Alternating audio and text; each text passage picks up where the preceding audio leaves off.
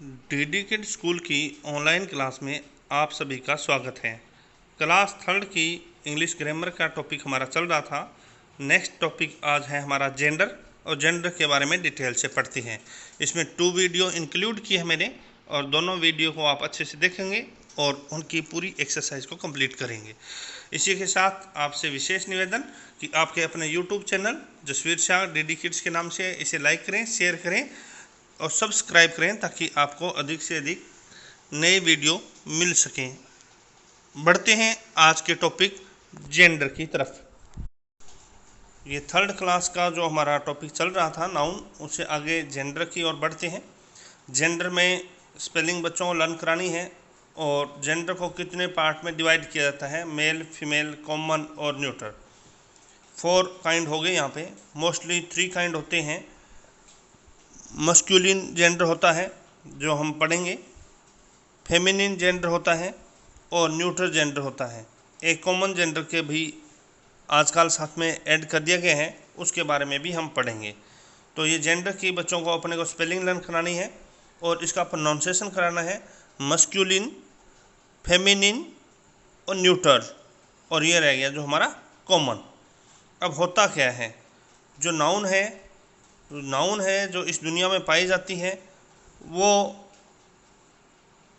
यदि जेंडर के हिसाब से देखी जाए तो उसके 2 पार्ट होते हैं। एक नर होता है और एक मादा होता है। इसे हम नर को हम बॉय बोल सकते हैं, मैन बोल सकते हैं, मेल बोल सकते हैं, और जो मादा है उसे वुमेन, गर्ल ये बोल सकते हैं। तो आगे बढ़ते हैं इसमें। जो अब मस्कुलिन के बारे में पढ़ेंगे, तो मस्कुलिन में क्या होता है, जो वर्ड हमें बताएगा कि ये बॉय है, मैन है और मेल है, इट मीन नर के बारे में हमें बताएगा। याद रखना, एम फर्स्ट लेटर है और मैन का भी फर्स्ट लेटर MAN, मैन, आदमी। जो हमें आदमियों के बारे में, बॉयज़ के बारे में जेंडर को इंडिकेट करता है, बताता है, उसे मस्कुलिन जेंडर बोलते हैं। नेक्स्ट पढ़ते हैं। फेमिनिन जेंडर कौन सा होगा। फेमिनिन जेंडर नाउन वर्ड से जिसे पता चलेगा कि वह लड़की है, वुमेन है और फीमेल है, तो उस नाउन को हम बोलेंगे फेमिनिन जेंडर। फेमिनिन जेंडर से हमें पता चलेगा कि वह मादा है, औरत है। तो आगे पढ़ते हैं। इसके बहुत सारे एग्जाम्पल इसमें दिए गए हैं। The women spoke softly to the old man. यहाँ मैन आदमी है और वुमेन का मतलब बहुत सारी औरतें हैं। माई ब्रदर, मेरा भाई, यहाँ भाई से पता चल रहा है कि आदमी है वो।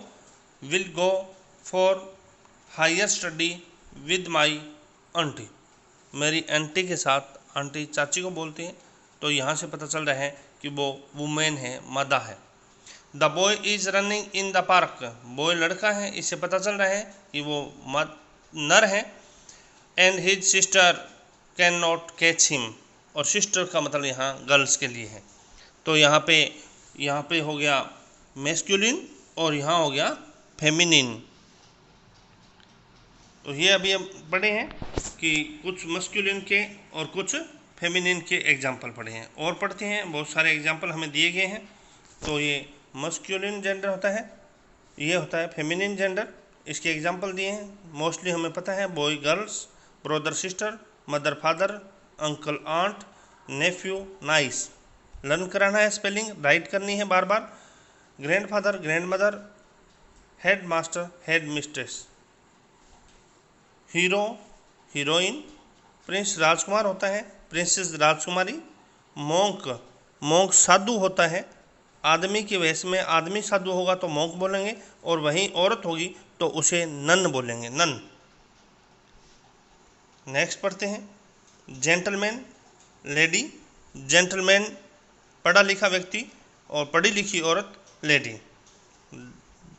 ड्यूक, ये राजा का एक पद होता है यूरोप के अंदर, ड्यूक। ड्यूक का मतलब ये मानिए राजा। और डचेस बोलेंगे इसे, डचेस का मतलब होता है रानी, राजा की वाइफ। एम्परर, एम्परर्स, ये भी राजा और रानी के लिए यूज किया जाता है। लास्ट है, बहुत ही बड़ी है, विजार्ड, विच। विच का मतलब और विजार्ड का मतलब ये देखिए, बुरी आत्माओं के लिए, भूतों के लिए यूज किया जाता है। जो भूतनी होती है हम बोलते हैं उसे विचेस बोलते हैं, और भूत होते हैं उन्हें विजार्ड बोला जाता है।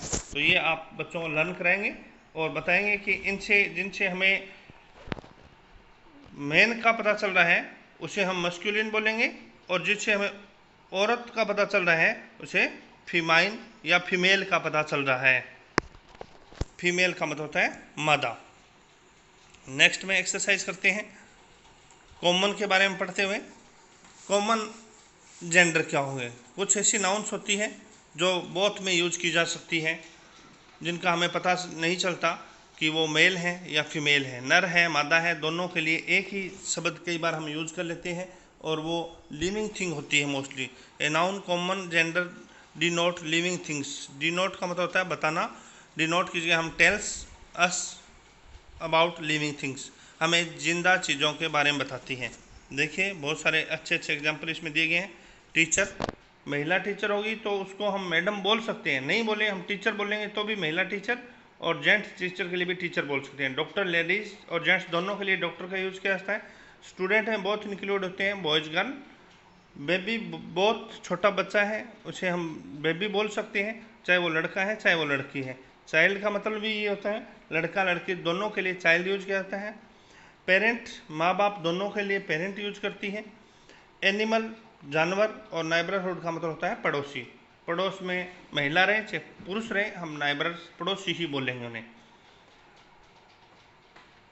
तो यहाँ बहुत सारे और एग्जाम्पल हमें दिए गए हैं जिनको हमें याद करना है कि उनके अंदर हमें डिफरेंट पता नहीं चलता कि वो महिला डॉक्टर है या जेंट्स डॉक्टर है, दोनों के लिए हम एक ही शब्द यूज करेंगे। जैसे नेक्स्ट पढ़ते हैं परफॉर्मर। परफॉर्मर का मतलब अदाकार करने वाला, स्टेज के ऊपर परफॉर्मेंस देने वाला। वर्कर, मजदूर, काम करने वाला। कज़न, चाचा का लड़का या लड़की है, दोनों के लिए हम कज़न यूज करते हैं।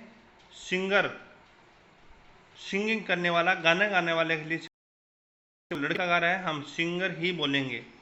प्रोफेसर, कॉलेज का जो लेक्चरर होता है उसे प्रोफेसर, महिला है तो भी प्रोफेसर, और यदि वो आदमी है तो भी प्रोफेसर यूज करते हैं। प्रिंसिपल, बोथ के लिए एक ही शब्द प्रिंसिपल होता है। एथलेटिक, एथलेटिक खिलाड़ी है, वो लड़की है चाहे लड़का है, दोनों के लिए हम एथलेटिक यूज करेंगे। फ्रेंड बोथ होते हैं, बॉयज़ और गर्ल दोनों में फ्रेंड यूज किया जाता है। आर्टिस्ट, कलाकार होता है। जज, जज के लिए भी महिला जज और पुरुष जज के लिए हम एक ही शब्द यूज करेंगे, जज। Lawyer, driver, bird, crow, sheep, cook. Cook का मतलब रसोईया, खाना पकाने वाला, चाहे वो महिला है चाहे पुरुष है, दोनों को कुक बोला जाता है। तो ये एग्जाम्पल थे हमारे पास कॉमन जेंडर के, इनको लर्न करना है। कॉमन जेंडर से हमें ये पता चलता है कि वो होगा तो लिविंग थिंग, परंतु उनसे दोनों के लिए, चाहे वो मेल हैं और चाहे फीमेल हैं, दोनों के लिए हम एक ही शब्द का यूज कर सकते हैं। Next, neuter. न्यूटर कौन से होते हैं? वो होते हैं जो नॉन लिविंग थिंग होती है, लाइफलेस थिंग होती है, जिनमें सांस नहीं लेती, चलती फिरती नहीं है, उनको नॉन लिविंग थिंग बोलते हैं। वो सारे लगभग इसी के अंदर न्यूटर जेंडर के अंदर हम यूज करते हैं। एग्जाम्पल दिए गए हैं, chair, car, pen, book, room, house, sofa, wood लकड़ी, स्टोन पत्थर, ये सभी के सभी हैं न्यूटर जेंडर के अंदर यूज किए जाते हैं। तो एक्सरसाइज हम कंप्लीट करते हैं। टॉय में किस में रखेंगे? टॉय लाइफलेस चीज़ है, तो हमने बोला था न्यूट्रल में बॉल है, न्यूट्रल में जेंडर, ये यहाँ पे मिस प्रिंट हुई है, इसको छोड़ दे देंगे। आगे पढ़ते हैं डो। डो का डक होता है, डो, DUC के, डक, DUC के, डक का मतलब बतख होता है, और जब ये महिला हो गई और ये पुरुष बतख का जो पार्ट होगा उसको हम डो बोलेंगे। टेबल लाइफलेस थिंग है, तो लाइफलेस थिंग मैंने बताया था निर्जीव चीज़ें न्यूट्रल के अंदर आएगी। आंट चाची है, अंकल हो जाएगा UNCLE, UNCLE अंकल। तो ये गूज, ये भी बहुत इंपॉर्टेंट है, गूज का गीज होता है, ये एक जलीय जानवर होता है, उसके लिए गूज और गीज। नेक्स्ट में चलते हैं सिंगर का पढ़ा था हमने, सिंगर में चाहे महिला है पुरुष है दोनों के लिए सिंगर यूज करेंगे। मॉन्क का पढ़ा था साधु, और हमने ये भी पढ़ा था मॉन्क साधु है, महिला साधु के लिए NUN शब्द का यूज करेंगे, नन बोलते हैं, नन, NUN। ये भी पढ़ा था। नेक्स्ट विच, विच का मतलब मैंने भूतनी बताया था, विजार्ड शब्द यूज करेंगे, WIZARD। विजार्ड का मतलब होता है भूत या जो भी बुरी आत्मा। प्रोफेसर मैंने बताया था, प्रोफेसर को दोनों में यूज किया जा सकता है। ऑर्फन का मतलब होता है, ऑर्फन का मतलब अनाथ, अनाथ लड़का हो चाहे लड़की हो दोनों के लिए ही सेम यूज किया जा सकता है। तो यहाँ पे हमारी एक्सरसाइज कंप्लीट होती है। नेक्स्ट पार्ट के अंदर दूसरी सेकंड एक्सरसाइज भी हम कंप्लीट करेंगे। तो जेंडर का ये पार्ट हमारा यहाँ कंप्लीट होता है। तो पेरेंट्स से विशेष रिक्वेस्ट कि बच्चों को ये याद करवाएं और विशेष करके जो भी प्रॉब्लम हो तो हमें बताएं।